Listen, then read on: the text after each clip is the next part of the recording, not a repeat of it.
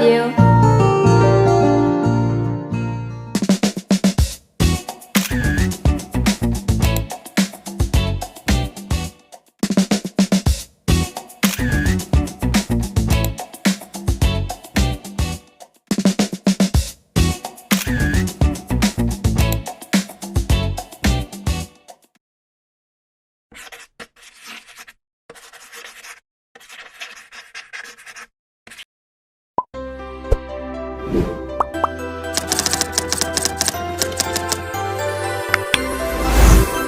Hello everyone, today our group will be presenting on the history of the earlier arrival of Islam in Indonesia, how it came to the archipelago, how it spread, and how it shaped the country we know today.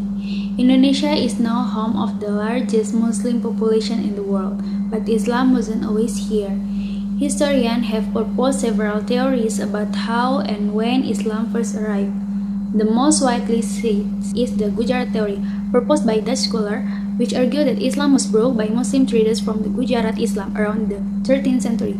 This story is supported by similarities found in the gravestone style between Gujarat and early Islamic sites in Indonesia.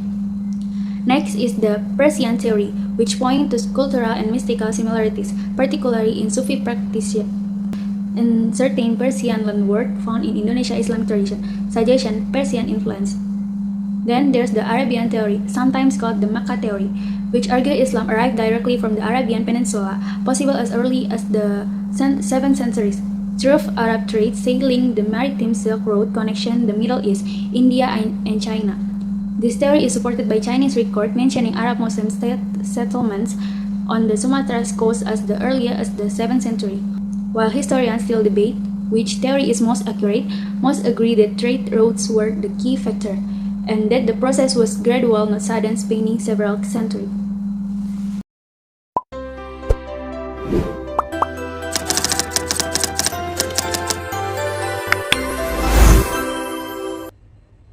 Now, let's talk about the kingdoms that helped establish Islam as political and religious.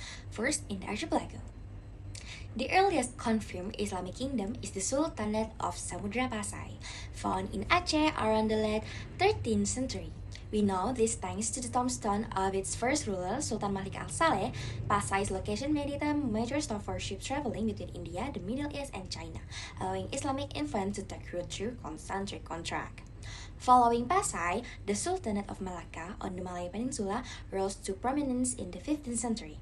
Malacca became a powerful hub for Islamic trade and learning, and its influence spread Islam further into Sumatra and the Malay world. In Java, the Demak Sultanate emerged in the early 16th century as the first major Islamic kingdom on the island, playing a central role in spreading Islam eastwards. Later, the Sultan of Banten in West Java and the Sultan of Ternate and Tidore in the Maluku Island extend Islamic influence to eastern Indonesia, particularly through the literature spice trade. Each of these kingdoms didn't just adopt Islam as a religion, they used it to strengthen political legitimacy, trade networks, and cultural identity, creating a network of Islamic influence across the archipelago.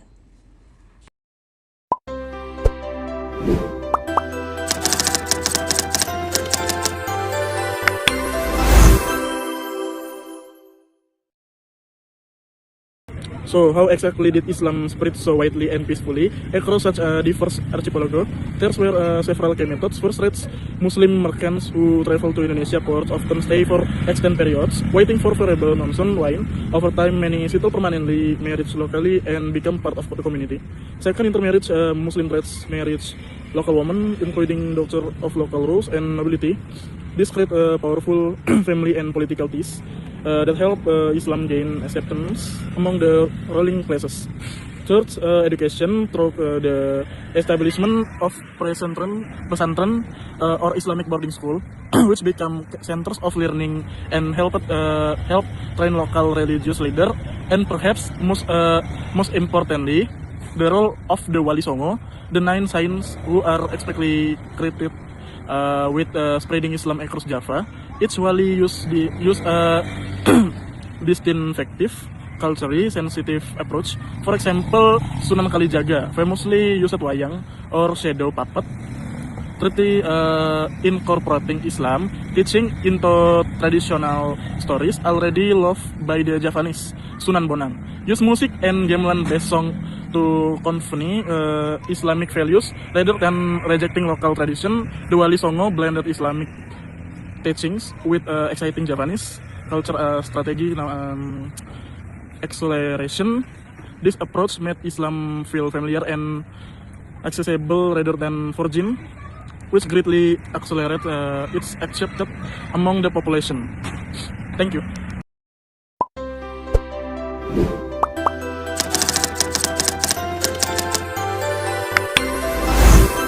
So, what was the lasting impact of this early spread of Islam? First, it reshaped the political landscape of the archipelago as Islamic Sultanate replaced our coexist with earlier Hindu-Buddhist kingdom like Majapahit, gradually become the dominant political and religious force. Second, it created a distinctive form of Islam often referred to as Islam Nusantara. Indonesian Islam known for its tolerance, flexibility, and blending with local custom, art, and tradition. This is different from how Islam spread in some other regions, and it's part of why Indonesian Islam is often described as moderate and culturally rich. Third, this early period laid the foundation for Islam to become the majority religion in Indonesia, a status it still holds today with over 200 million Muslims, making Indonesia the country with the largest Muslim population in the world. Okay, and actually I make a summary for you to get more understanding with our topic.